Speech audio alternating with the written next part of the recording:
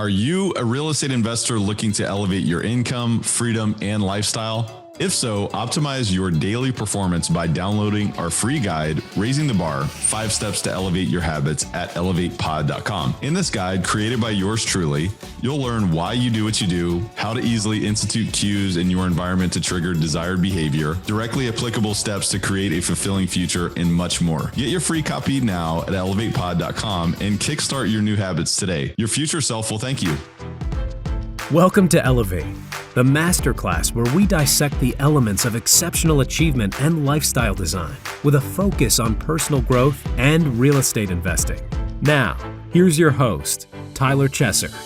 Elevate Nation, welcome back. This is Tyler Chesser. I'm so thankful to have you here, and I'm blessed and grateful to be sitting with Walt Rakowicz today. Wow, you're going to learn so much about transfluence and this little amazing word that can transform everything as it relates to your leadership. You're also going to learn about how Walt led a tremendous, one of the largest real estate companies in the world from the brink of collapse in 2008 to tremendous success thereafter, and exactly how he did it, how those patterns can relate to your success no matter where you are in your trajectory. Also, by the way, if we are entering into a correction, a market change, then guess what? Today's conversation is so valuable, even if we're not. But I can tell you that, the only constant is change. And today you're going to learn so much about how to transform as a leader and transform others around you and create amazing, incredible results. Elevate Podcast is all about mindset, mind expansion, and personal development for high-performing real estate investors. I'm your host, Tyler Chesser, and I'm a high-performance coach and professional real estate investor. It is my job to decode the stories, habits, and multifaceted expertise of world-class investors and other experts to help you elevate your performance and lifestyle. Are you ready to take it to another level? It is time. So let's raise the bar today. Welcome back. If it's your first time listening, I want to welcome you. If you've been here before, welcome back. We're so excited to have you here. I'm so excited to have you here. If it's your first time listening, if it's your 260th plus time listening, I want to invite you to pay the fee. And all that is to pay it forward and share this episode with one person. All you have to do is grab the link, send in a text message, email, post it on social media, or a DM. I'm just giving you options. I'm sure you have many more creative options yourself as well. Even word of mouth. We appreciate word of mouth. If you're having a cup of coffee and it comes up, think about sharing the word of Elevate Podcast, because the only way that we can continue to grow is if the podcast and the episodes continue to grow in terms of who we're able to reach. We're only able to reach more people if you share that. So I just want to thank you if you've done that before.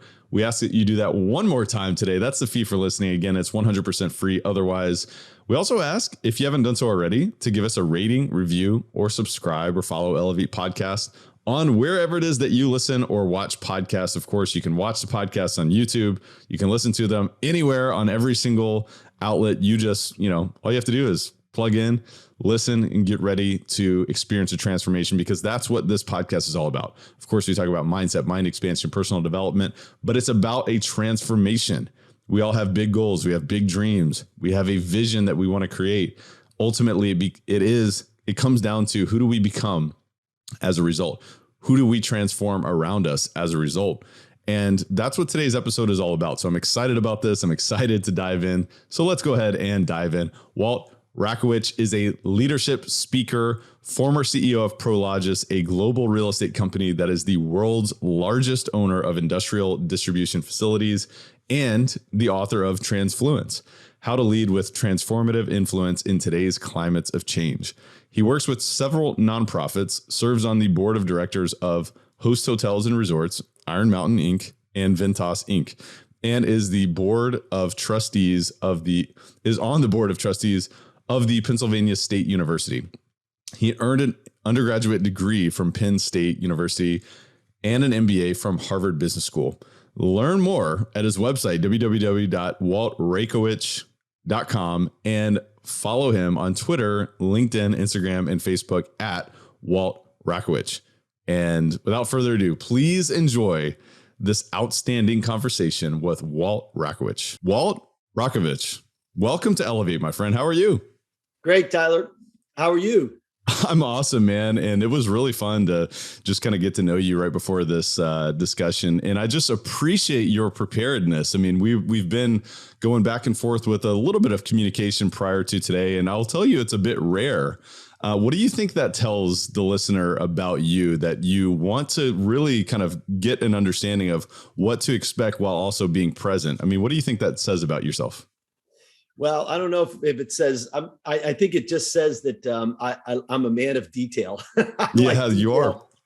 detail. I've had to prepare for so many earnings calls and so many presentations as being a CEO and a CFO prior to that at Prologis, that I just don't like to go into anything unprepared.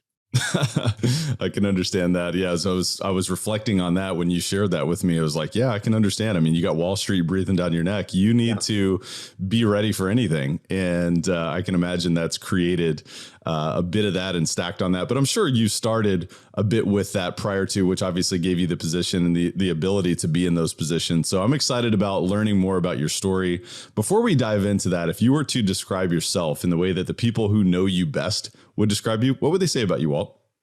Well, I'd say, Tyler, I'm not 100% sure I know what they would say, because they is a lot of different people, or are a lot of different people. But there are three personal traits that, and I wrote about this in my book, but that I've always tried to be consistent in life with.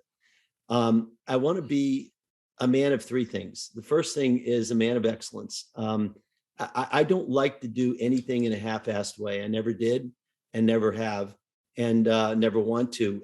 So if I can't put forth my best effort, I just don't do it at all.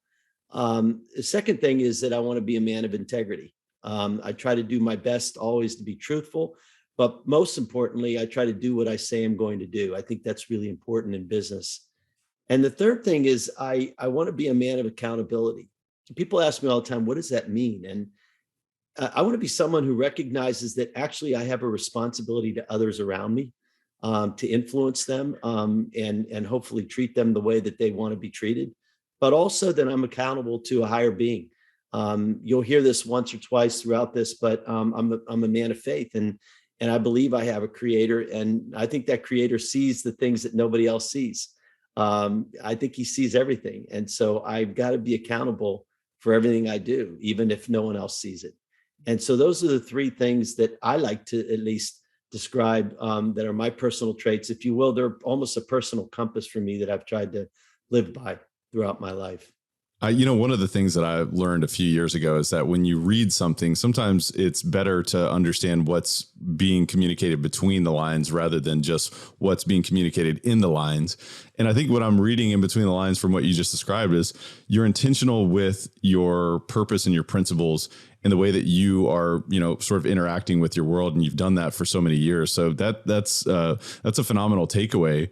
But I know the topic of our discussion today is really going to be centered around leadership. And also you've got a unique experience and background in the real estate industry that I think will be super valuable. But why don't we start with sort of your background in leadership and help us gain perspective of, when you first sort of started your journey towards becoming a leader and what that's looked like for your history. Well, I've had a number of different leadership opportunities in my life. I started my career at Price Waterhouse, which is now PwC, PricewaterhouseCoopers. And I was in a bunch of leadership roles there. And then for the real estate people on the line, after I got out of business school, I worked for almost 10 years at Trammell Crow Company, where I became a partner there. And so I was in a leadership role there. And of course, I'm on 3 public company boards in a lot of different leadership roles. So I'm mindful of the fact that we only have 45 minutes, so I won't go into detail on any of that. I would just say that, the one probably most significant leadership role in my career that probably tested me the most was when I was asked in 2008 to take over as CEO of Prologis. And 2008 was a very, very difficult time, as you know, and the company was on the verge of bankruptcy. And so I would say of all the leadership roles that I've had, Tyler, that was the one that was the crucible moment for me, and the one that I think most people know me by. Why don't you, if you don't mind, kind of bring the listeners up to speed on what Prologis does, as well as give us a little sense of what that crucible moment was all about. Sure. Well, Prologis is the largest owner was when I ran it and still is today the largest owner of industrial properties in the world. I think they own today close to 1 billion square feet of space. And I got to believe they're one of the largest, if not the largest landlord in the world, one of the largest landlords in the world, and certainly one of the largest real estate companies. And, I joined the company right when it started, which was 1994. We went public, and actually this company started around 92, but 94, I was probably the 20th employee in the company. And from 94 through, 99 or so, 2000 and something, for almost a 15-year period of time, we were a darling on Wall Street. And we had a sound strategy. We had great people. We had a terrific brand, market leader in our industry. And I think a lot of that was due to great leadership. But, and we had, I think we gave shareholders something in the neighborhood of a 20% compound annual return on their investment over the first 15 years of the company, after we took it public. So it was tremendous. But we got to a point where we went through a leadership change, and frankly, it got different. And in most cases, people don't leave companies; they leave bosses, as you know. And I was the president of the company, and I was the number 2 person, and my boss was the CEO. And I loved the company, but I just couldn't reconcile what good leadership looked like with him. And on one hand, I had great respect for him. I think he was truly one of the most brilliant people I ever met. But on the other hand, I felt marginalized by his need to show his brilliance. I don't know if you've ever worked with anybody like that, but many times I didn't feel listened to, especially if I had a different opinion. I didn't feel trusted. I didn't feel like I agreed with a lot of the decisions we were making, and I wasn't sure that I was being told the truth. I've worked with people like that. I'm sure many of the listeners are nodding their heads right now too. Yeah. And I could also see a change in our culture. I mean, our people saw it too. And, we began acting in silos, and we didn't communicate as a team, and we didn't talk in the open. And we made some poor investment decisions, quite frankly, and we put too much debt on our balance sheet. And in the end, those decisions cost us dearly, especially heading into 2008, in the Great Recession. We were ill prepared for it. And though I had no idea it was coming. And so I went to the board in late 2007, and I said, look, I can't work here anymore. I've got to resign. And I had been with the company for about 15 years at the time. And our stock was trading at an all-time high. We were trading at about $72 a share, to put things into context. And from the outside looking in, we still looked pretty doggone good. But from the inside looking out, we were a disaster waiting to happen, in my opinion. Now, I had no idea it would be as bad as it was, but the S&P 500, I think, was down roughly 40% on the year 2008, and I left in January. But our mistakes definitely exacerbated that fall. And by November 2008, which is only 10 months after I left, our stock was down 95%, Wow. to $2.20 a share, and we were the 3rd worst performing stock in the S&P 500, behind AIG, who was later taken over by the federal government, and GGP, General Growth Properties, which was down 98% and later to go bankrupt. And the Wall Street Journal did a front page article about how we were next potentially. And so on November 8th, I got a call from the board, and they said, look, we'd like you to take over the company, and we're going to part ways with the CEO. How do you feel about that? And I just gulped. I mean, I said, how long do I have to get back to you? And they said, 24 hours. Oh my gosh. And, I thought about all the people that I had hired over all the years, and I just couldn't let it go. But I was nervous. And I mean, I'd never done that before. Right. And it was a crucible moment in my career. And I frankly, truth of the matter is that I didn't know exactly how to lead the company at that point in time, but I took the job because I felt like I just didn't want to let anybody down, but I wasn't excited about it. I really wasn't excited.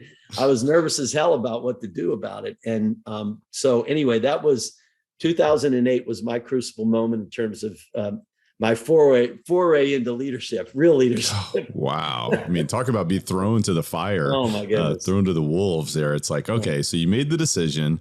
Obviously you're nervous, but you're like, okay, let's step into this and let's make it happen. So Give me a sense of what did that first day look like? What did the first week look like when you're kind of assessing the situation? Obviously, you have a significant, level of experience within the company, and you understood some of the decisions that led to this moment, and obviously the set of circumstances that were out of your control, which were more so economically related, or across the financial landscape.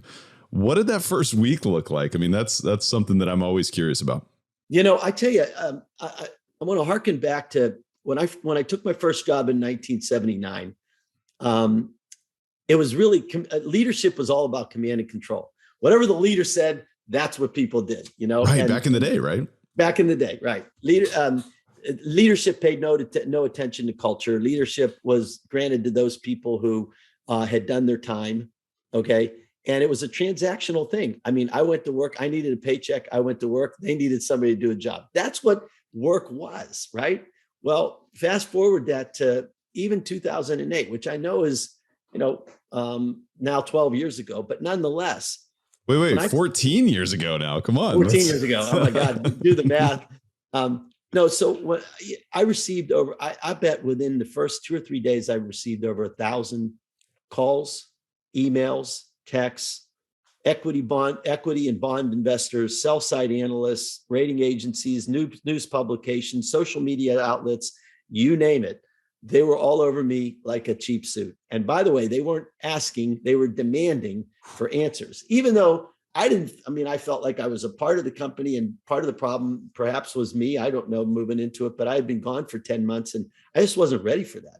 Yeah. Online chats were rampant about my leadership and my potential to lead and our future, and our employees wanted answers, and they wanted a town hall meeting immediately. And, investors wanted us to come to Wall Street and tell them what was going on. And I mean, it was crazy. It was crazy. And I just think about people say, and why did you write the book Transfluence and all that stuff? The truth of the matter is we live in a very, very interesting time where leaders are under the microscope. Okay. And everybody, they live in glass houses, and everybody can see everything that a leader does today. And by the way, if you want to criticize it, you can do it. And you're out there front and center, and everybody reads what you have to say. And so it's a very interesting time that we're in right now. And it's not going to change back to that command and control. It really is different today. And I think leaders have to lead in a different way today. Yeah. And I want to talk about that transfluence because I think it's so insightful, and it's so important because, as you mentioned, 2008, you're talking about 2008. Every single listener here is well aware of, the economic circumstances that occurred, and that was a real estate crash, right? And we had a significant correction in the market. And so obviously a lot has happened over the past 14 years. We've seen this market cycle be a little bit longer in the tooth than you typically would expect. Since 2008, we're maybe experiencing some resemblance of a bit of a correction. We're obviously seeing some things happen from interest rates and so forth. We're seeing a lot happen from inflation. It's a different set of circumstances now, but the patterns are similar. And obviously you think about the cycles and you see that pattern over history. But give us a sense of some of the strategic moves that you made as CEO, obviously taking over and turning things around. I do want to talk about Transfluence, but I think it would be useful for the audience to gain insight from a real estate perspective, from an executive of a real estate investment trust. What were some of the strategic moves that you made from there? Well, don't worry, I'll lead you into Transfluence anyway. People ask me all the time, how would Wall Street describe what you did from the outside looking in? Sort of get back to your first question, how would someone else describe it? And I can tell you that I think we made a lot of good financial moves. We truly did. We were very lucky and fortunate in some respects. And I'll tell you about a few of the financial moves, but then I want to tell you about what I really think happened. Because I think what Wall Street sees and what really happened are perhaps related, but two different things. So what Wall Street saw was that we sold, over a 3-year period of time, we sold roughly $7 billion in assets at a time when it was really tough to sell assets. But we started in China, and then we went to Japan, and we included Europe. We went to places where assets were actually a little bit more saleable. And then when the equity markets settled down a little bit, we were able to sell a number of assets in the United States as well. So we sold about $7 billion of assets. We bought back at the same time, we bought back about $2 billion of our bonds at roughly 50 cents on the dollar and deleveraged the company that way as well. And as our stock began to recover, we did do some equity issuances over time, which amounted to close to $3 billion. Look, we restructured our credit facilities. We repaid off $10 billion of debt. And we closed our operations in India, Brazil. And by the way, we closed Russia, thank God. Ooh. And we never got sued, which was amazing. And then in 2011, we created tremendous shareholder value when we merged with A&B. I think we took two companies, 1+1, and made it to not just 3, but 4. That's a different story for a different day. But that's what Wall Street would say. What I would say is something a little different, because I had to operate the company. And the first thing that comes to my mind is Howard Schultz, who ran Starbucks, said one time that the currency of leadership is transparency. And I agree with him. And for everybody to be transparent in an organization, it takes one thing, and that is trust. People have to start trusting each other. Without trust, you have nothing. So when people ask me, what specific things, Walt, did you do to turn around the company? I say to them, I didn't turn around the company. Our employees did. Okay. Yes, I led it, but our employees turned around the company. And they did it by doing a lot of little things right, which I can't even describe to you. And they did it because we as leaders supported them and we believed in them. And when we supported and believed in them, they trusted us. And so we served them and we helped them to succeed. And then when they trusted us, they worked really hard for us because they cared about us as much as we tried to care for them. And I know that sounds really wishy-washy maybe to some of your listeners, but I'm going to tell you at the end of the day, it is all about day-to-day tackling and blocking and leading and how you think about your people. And so I'm going to just tell you 3 things that I thought about, tried to think about every morning. And I think they're best practices and they relate to each other. Number 1, I got up every day and I said to myself, who can I express gratitude today? That's humility. The second thing I'd say is, can you think about somebody that you can give credit to or encouragement to today? That's humanity.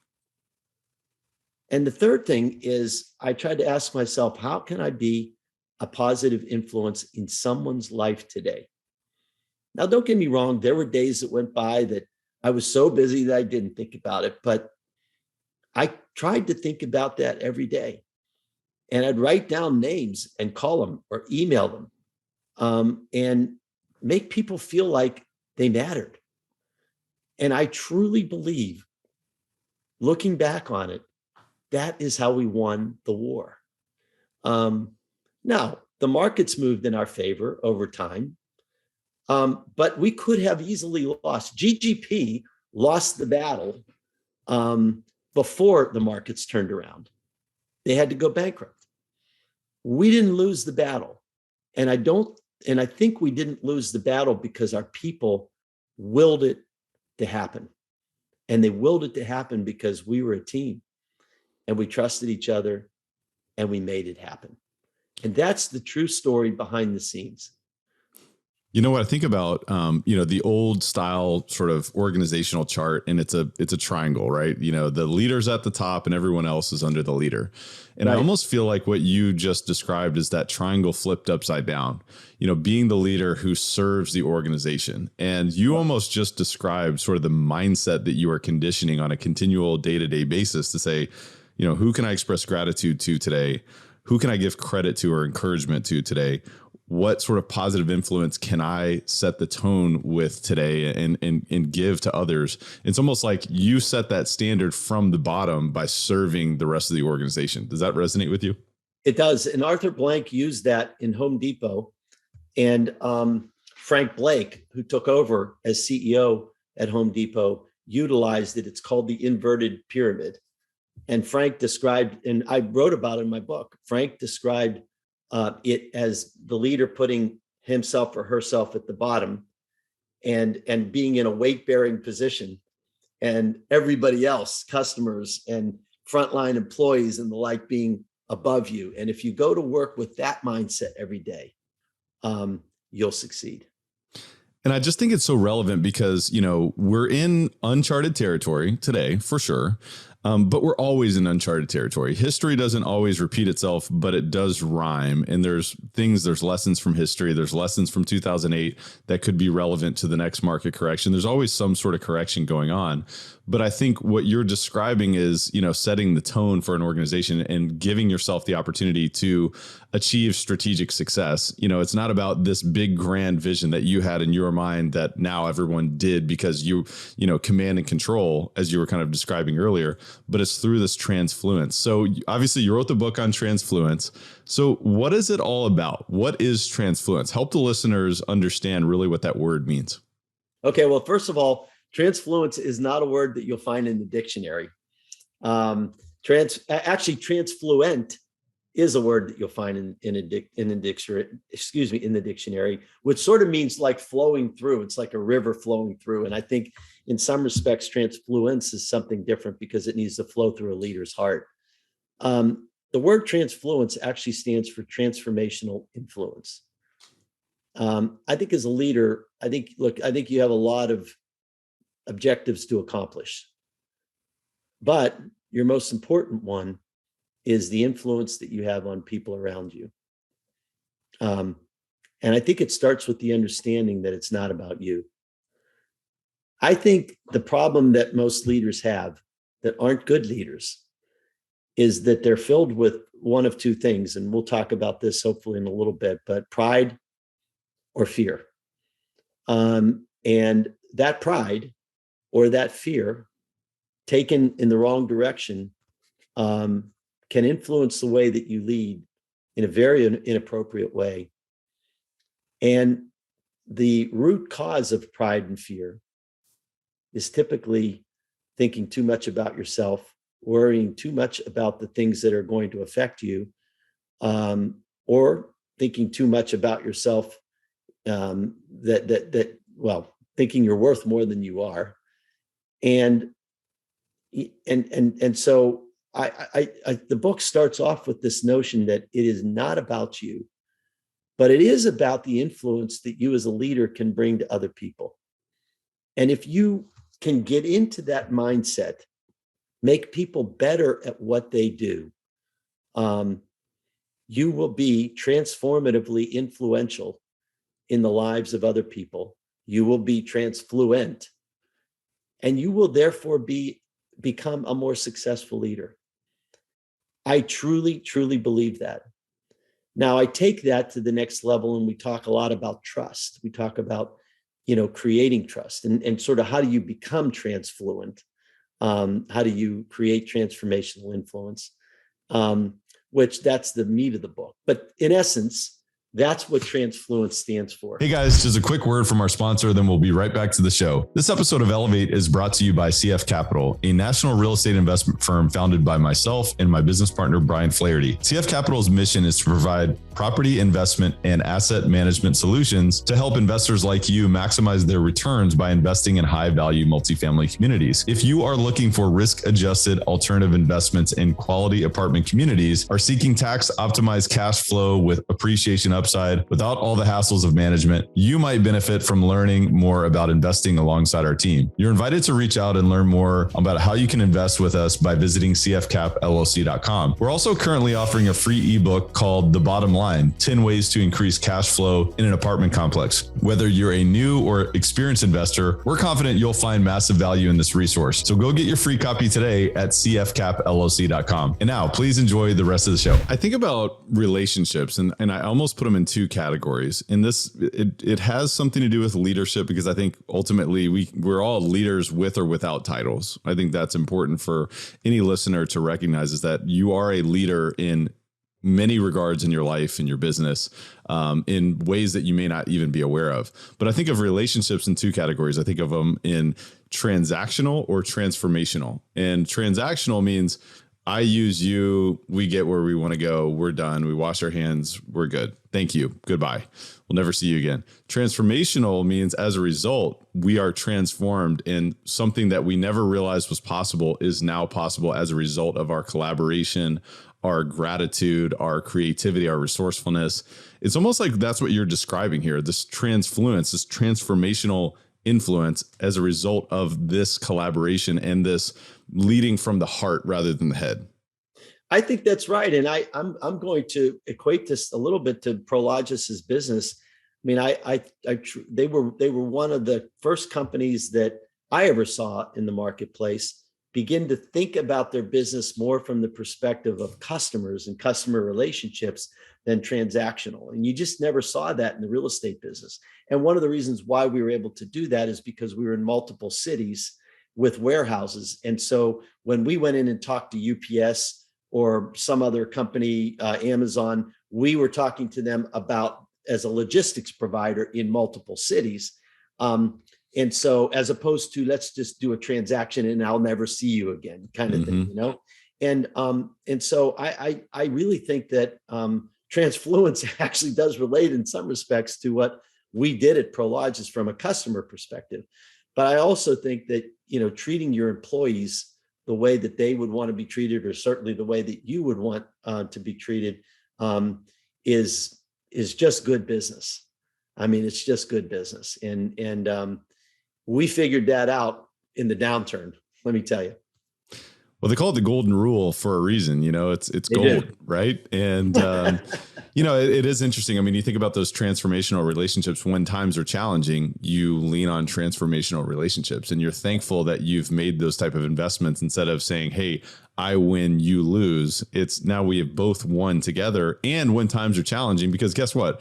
They're never going to be perfect. You know, we're not going to continue to see a bull market continuously. So what happens when things go awry? You lean on those transformational relationships, whether it's in your organization or otherwise. So that's super valuable. Why is it important for real estate investors and entrepreneurs to lead with Transfluence, or even just embrace this thought process? So I would say this. I think it's, first of all, it's important for everybody, not just real estate entrepreneurs and investors. Hopefully that's obvious. But I would bet that most of your listeners have lost an employee or two in the last year, maybe more. And what's the number one reason why people leave companies? They leave them because of their bosses. Yeah, people say, well, you know, I'm going to get paid more here. But in many cases, if they're really going to get paid more there, but they love their boss that they work with, in a lot of cases, they'd say, hey, I've got this offer, but you know, I really love working here. Is there something we can do? Now, maybe that's not possible, but in a lot of cases they leave because of their boss. And entrepreneurs, especially those that have employees, should care, because it costs a lot more to get a new employee than it does keep your old one. And investors should care. I was amazed when I was CFO, we sat in front of investors on Wall Street. They were so focused on the financials of the company, you know, and rarely did they ask questions about our employees and what we did with our employees and the culture that we were trying to create and what we were trying to do. I think investors should care about that as they invest in companies, right? I mean, how do companies treat their employees? How do they think about their culture? What are they trying to do to build it internally? Why wouldn't you ask that question if you were investing in a company these days? I mean, it's a critical question. So I would just answer it by saying that. I mean, I think Transfluence, and when you read the book, or when your listeners hopefully read the book, I think there'll be a lot of tidbits of information that they'll see going through it that will help them in, you know, sort of navigate through the environment that we're in today. But in particular, it is very, very highly focused on, you know, people and how you create really good cultures in companies and places that people want to work.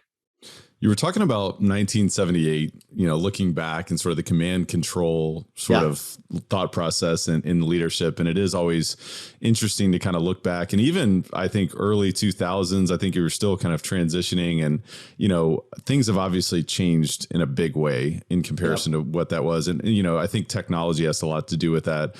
Speed of communication. People understand that there are alternatives to being treated in that capacity. But, thinking about today's climate, help me understand, or help the listeners understand how you're evaluating. How do you think about the new realities of today's leadership climate or otherwise? Yeah. So I talk about climates in my book too. And I say there's three climates, and, you always have to figure out how to distill things down into two or three things, right? Right. Of course. But I think we live in a world of three different climates. I mean, I call it a climate of greater access to information. There's a climate of more diversity in people, geography, choice, and there's another climate of accelerating progress that we're all making today. And I think those three climates create tremendous opportunities on one hand to enhance productivity, create efficiencies in the workplace, but they also create real brain damage for leaders, I think. I mean, real, let's just say challenges for leaders. Brain damage is probably not the right word. Yep. I think they create challenges. I mean, like I started to say before, the greater access to information, the greater access people have to you, the more they expect from you.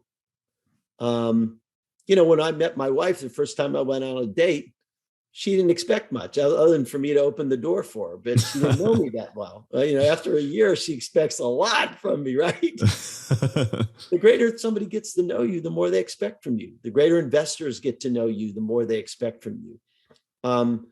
And so, we live in this world of glass houses where people see everything we can do. They have greater access to information, things that we're doing. And so I think with those elevated expectations, I think leaders, it requires a greater drumbeat of communication from leaders today. It requires incredible transparency. If you're not transparent, people think you're hiding something.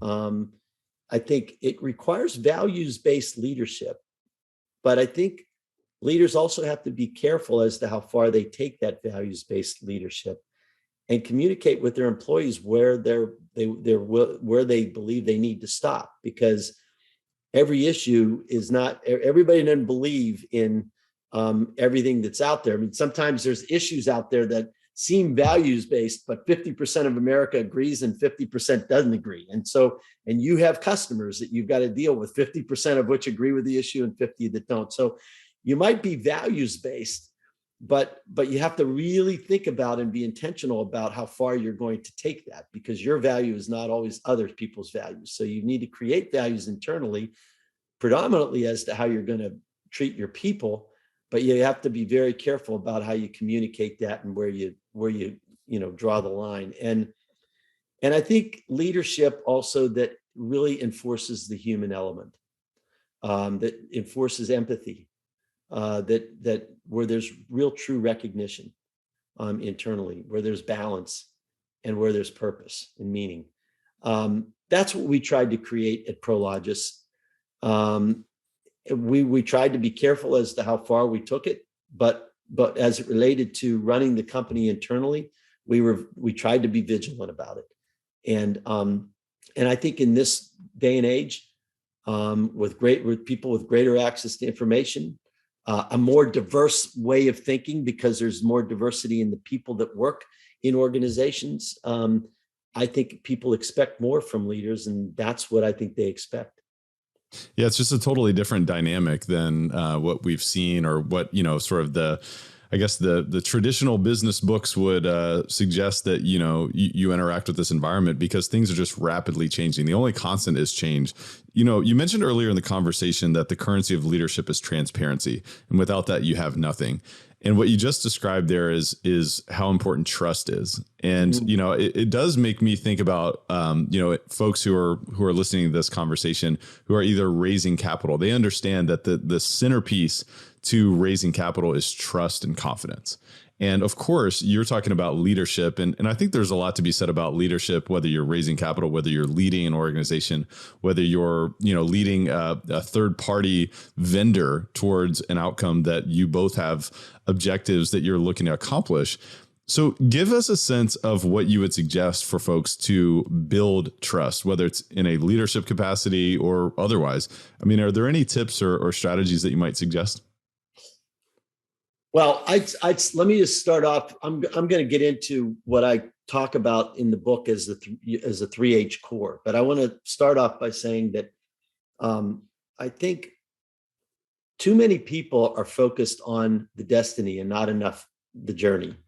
And when I say the destiny, look, we all have objectives. We need to raise $100 million.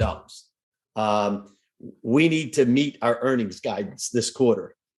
Typically, objectives are financial, right? Right. Or we need to grow sales by X, whatever that is, right? Hit a certain amount of sales this year. That's the destination. The real question is how you get there.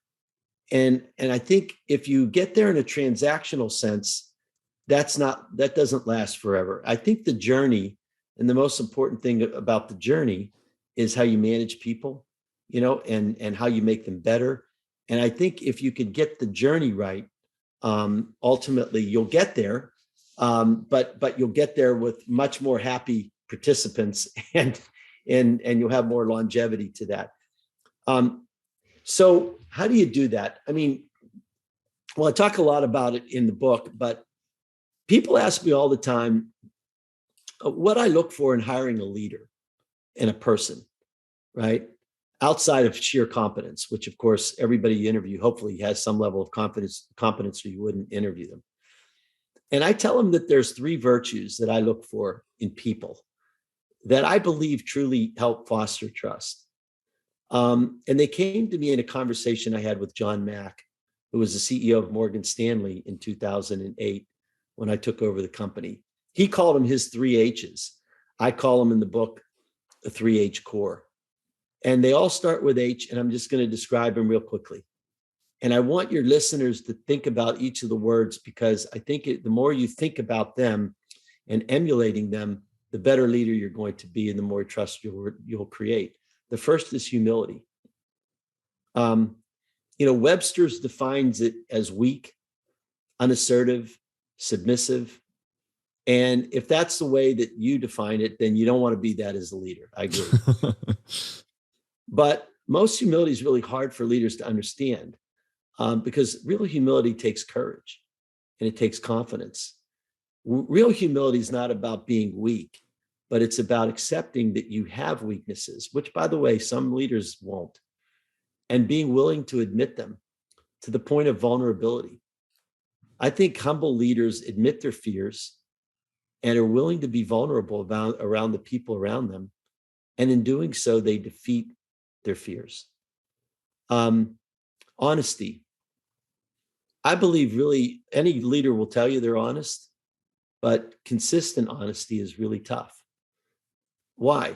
Because leaders are good at telling you things that are good news, but they're not so comfortable telling you bad news. A lot of leaders aren't. But complete honesty requires it. I mean, it requires communicating bad news even if it hurts. It requires dealing with the elephant in the room when you don't want to deal with it. It requires watching your silence, because sometimes silence isn't golden. And it requires doing the right thing even when people aren't watching. So that's the second H, is honesty. And the third H is actually one of 2 words, either heart or humanness. I say heart in my book, but I think to have a heart is to recognize the importance of people. Leaders who lead with a heart or lead with humanity aren't afraid to empower people, aren't afraid to listen, aren't afraid to encourage, aren't afraid to recognize, aren't afraid to give credit to other people as opposed to themselves. and aren't afraid to recognize that it's not about them. In fact, it's about the people they lead. And so humility, honesty, and humanness, or having a heart. I think if you get up every day and ask yourself, am I this or am I that? It might sound really simple, but if you want to create trust, get out of your own way and put the emphasis on other people. Be humble, be honest, and be human. Man, I'm sitting here and I'm like, I admire surrounding myself with people like you who have gone through the ringer, who've gone through challenging times, who stepped in the chair and was like, wow, I have 1,000, demands on me, literally, from the press, from investors, from employees, from competitors, from you name it. And this was the answer. This is not the easy route. The easy route is, all right, let's design a strategy and execute and everyone listen to me and here we go. But this is the sustainable route. This is the sustainable. And it's also, by the way, the compounded, transformational route where everyone wins as a result. And, ultimately this is the approach that I think the listeners, I'm sure, are resonating with very deeply, like I am. When I think about all of this, most of this does come down to our perspective and the way that you interact with other people. Right. It's not about me. It's about everyone else. And as a result, we all win. But help me understand. How do you think about mindset? How does mindset play into the way that you view leadership? Well, let me give you something that I work on every day in terms of my mindset.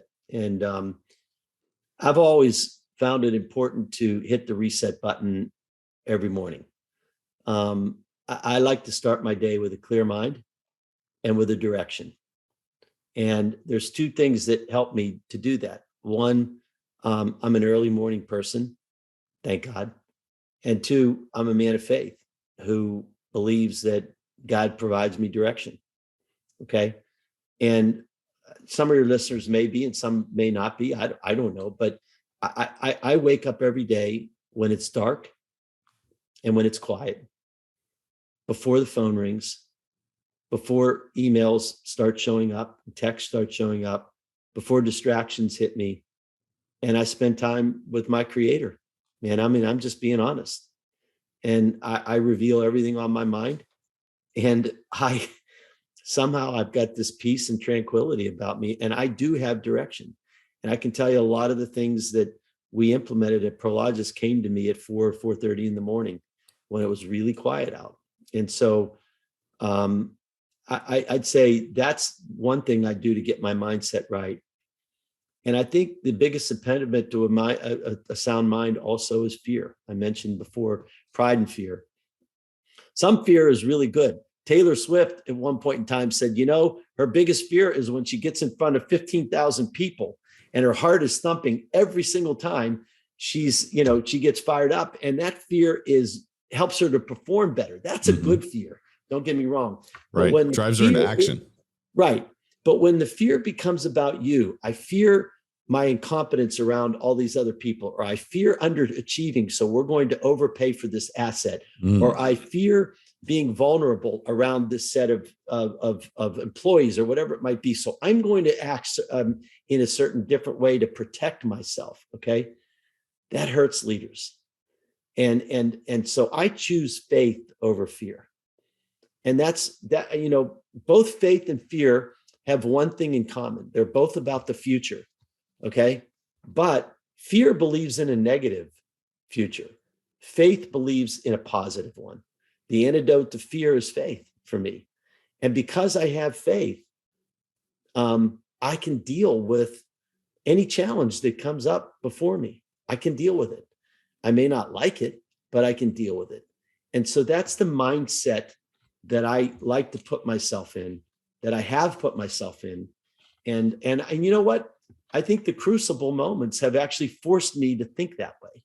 I mean, that it hasn't come naturally for me. But because of those crucible moments, I think that way today. That's my mindset.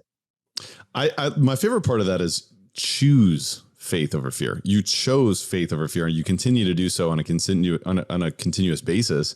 And that's the difference, right? Because it's not like fear doesn't exist for you, right? I'm sure Oh, it no. continues to creep up, but you continue to make that choice to choose faith over fear. Oh, absolutely. I fear as much as every one of your listeners do. I guarantee it. And we all do. Okay. But if you fear too much, then you got to ask yourself, why do I fear that? Well, it 9 times out of 10, it's because it's about you. You don't want to look bad. However that is, it's like, well, really? I mean, come on. And when you step back and you put your faith into something larger than you can deal with it. So that's my antidote. Absolutely. That's my antidote. Well, this is amazing. This is such an important conversation, and I just appreciate it. I've appreciated learning so much more about the way that you look at leadership, and obviously the listeners can dive into your book, Transfluence. Of course, we'll put a link in the show notes as to where the listeners can find the book. We've really scratched the surface today. I know you go so much deeper in that book, but I want to transition to the rapid fire section of the podcast. Of course, it's called the Rare Air Questionnaire. I mean, I think this type of leadership is rare. It's uncommon, but that's what makes it amazing, and that's what we'd love to make it more common. So I'd love to ask you a few questions here. Obviously, now being a prolific author yourself, you're someone who's humble and willing to learn. Give us a sense of, if you had to point to 2 or 3 of the most impactful books that you've read over the past few years, what would those be and why? Yeah. Well, I wouldn't call myself prolific. I've only written 1, but Fair. but I do appreciate you saying that. 2 most significant, impactful books for me. The first is a book called Halftime, written by Bob Buford. The tagline of the book is how you move your career from success to significance. It was very, very helpful to me in the middle years of my career. The second most prolific book for me, or most impactful book, was called A Purpose-Driven Life. It was written by an author by the name of Rick Warren, and it speaks of the importance of having purpose and meaning in your life. And those 2 books I rely on quite frequently and go back and look at quite a bit. Thank you for that. We'll put links in the show notes as where the listeners can also find those books. I think it's important to connect with books that individuals like yourself, Walt, have found to be impactful. So it's always exciting for me to ask that question. Walt, what's the biggest way that you elevate your life on a daily basis? We talked about getting up early. We talked about connecting with your creator and so forth. But is there anything else that you would point to? Attitude. Attitude is the way you elevate your life, I think. I don't know if you've ever heard Ed Bastian, who's the CEO of Delta Airlines, speak. I haven't. But I was at an event that he spoke at last year, or 2 years ago, 2020. And now this is a CEO who's in the midst of the pandemic. Revenues had fallen by over 75%. And he said to his management team, "This is a time that we're all anointed for." He said, "This is a blessing, not a burden. What an honor and privilege it is to manage at a time like this." That is a man with an attitude. You want people to follow you? That's the attitude you need to have. I love that. And I just always go back to, hey, am I acting like the victim, or is my attitude the victim, or am I the victor on the way to victory? And to me, that's, you have to condition that thought process, and you almost have to convince yourself to behave that way before you really believe it. And it's amazing what can happen. Thank you for that. What's the biggest way that you elevate others around you, Walt? I mean, obviously you've been doing that for so many years. You've been doing it through your book. Is there anything else you would point to? I think number 1, you have to believe. I did believe. After I took the job, I said, I only have one thing to do. That is believe we're going to get through this. So I think, in other words, you have to have faith. I think you have to be positive, which is about attitude. And I'm going to get back to one last thing that I said earlier. I think you need to treat people the way that you would want to be treated. That's the golden rule. I think people glean onto leaders that have faith, that are positive, and know how to treat them with dignity and respect, And so that's how I try to elevate other people. Well, Walt, there's no question that you've elevated us today. Your example that you've set as a leader, that you continue to set, you continue to be humble and recognize that there's always another level for you. I just want to acknowledge you, man. I want to acknowledge what you've been able to accomplish, not only as a CEO, as a leader, as an executive, but as a human being, man. You're setting the example for so many others in such an exciting way, in a way that says, come with me, rather than you must go here. And if you don't, you lose. But I just feel like this is a transformational conversation. This is a transformational thought process. So I just want to thank you for putting Transfluence out there. I want to thank you for being a part of Elevate. Is there any parting thoughts or words of wisdom that you'd like to share with Elevate Nation today? Just keep up the good fight. It may be a little bit more difficult this year and next year than it has been. So despite the challenges, keep the faith. And keep working hard and treat people with dignity and respect, and good things will happen to you. No question about it. And maybe we're anointed for this moment. Maybe we're anointed. We're anointed. Walt Rakowicz. Thank you so much, man. Tell the listeners where they can learn more about you and what you do. Sure. Absolutely. My website is waltrakowich.com. Rakowich, waltrakowich.com. I'm on Twitter, LinkedIn as well. You'll find all of that on my website. And this is my book, Transfluence, right here. I don't know if that's even going in. Probably not. Okay. Well, it's trying to be. There we go. Trying to be. Oh, well, I'm sorry. I don't know why, but it's not. I think it's because I've got everything else muted out behind me. So Walt, we're going to put links in the show notes as to where the listeners can find your book, as well as where they can connect to you on social media and so forth. But I think maybe you and I are going to connect and talk about how we can do a giveaway of a signed copy of the book. And so we'll talk about that, and we'll send out an announcement for that here coming soon. But I'm excited about that, Walt. But until next time, my friend, thank you so much for being on the show. Thank you, Tyler. Sounds great. And take care, everybody. Elevate Nation. What an awesome conversation with Walt Rakowicz. And I don't know about you, but I tell you, the thoughts on leadership are so important because, whether you are truly a leader with the title or not, we are all leaders. And, everything that Walt shared with us today is so applicable, of course. And it's, we've got a reference point to an individual who led a tremendous, massive organization, real estate investment trust in the industrial real estate space, from the depths of the recession to tremendous success thereafter.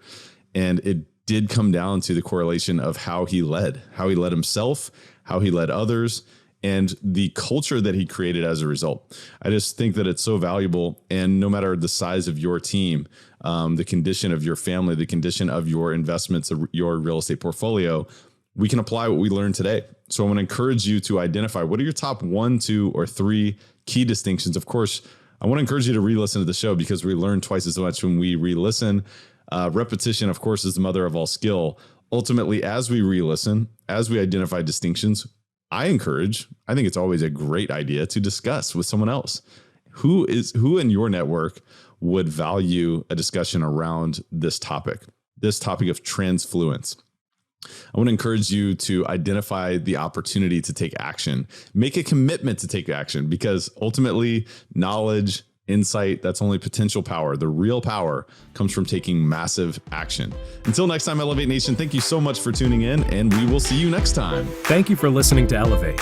If you enjoyed this episode, be sure to rate, review, subscribe, and pay it forward by sharing with a friend. Most importantly, take this opportunity to elevate your results by taking immediate action on what you learned. For more, visit elevatepod.com.